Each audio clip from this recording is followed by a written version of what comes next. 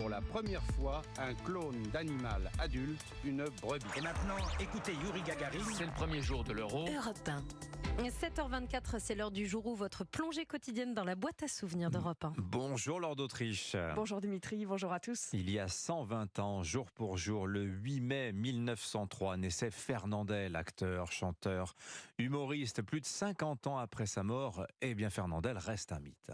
Oui, il y a d'abord ce visage, cet immense sourire, ces grandes dents, cette voix aussi, une manière unique d'articuler, comme ce jour de mai 1956 où Fernandel fredonne une de ses chansons sur Europe numéro 1. C'est moi chercher la tonalité, n'est-ce pas?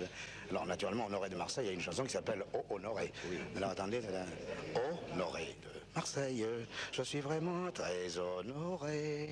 Oh Honoré. Un an plus tard, Fernandel s'apprête à partir aux États-Unis pour tourner dans un film, Don Quichotte. Il explique pourquoi il fait Le Havre-New York en bateau et pas en avion. Je ne prends jamais l'avion, je veux dire pourquoi.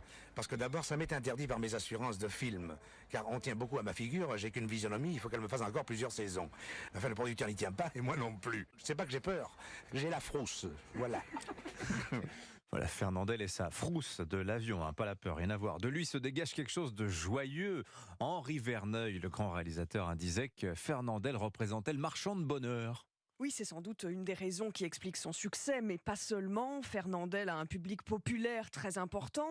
Et le 9 mars 1962, il parle justement sur Europe numéro 1 de son succès. Je me considère comme une vedette française.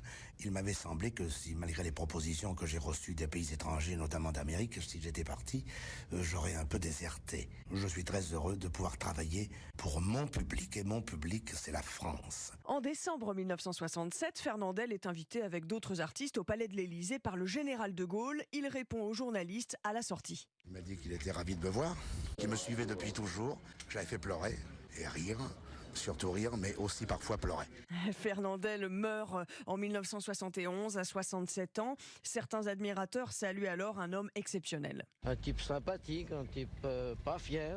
Oui, qu'on pourra le remplacer, Fernandel. Non, on ne remplace pas Fernandel, pas plus qu'on remplace Bourvil. Ce sont des phénomènes qu'on voit comme ça, quelques-uns par siècle. Dans les années 60, avec Louis de Funès, Bourvil et Jean Gabin, Fernandel fait partie des acteurs français ayant attiré le plus grand nombre de spectateurs dans les salles de cinéma. Ah oui, là, les monstres sacrés. Merci beaucoup, Lord d'Autriche, pour ce bain de mémoire grâce aux archives sonores.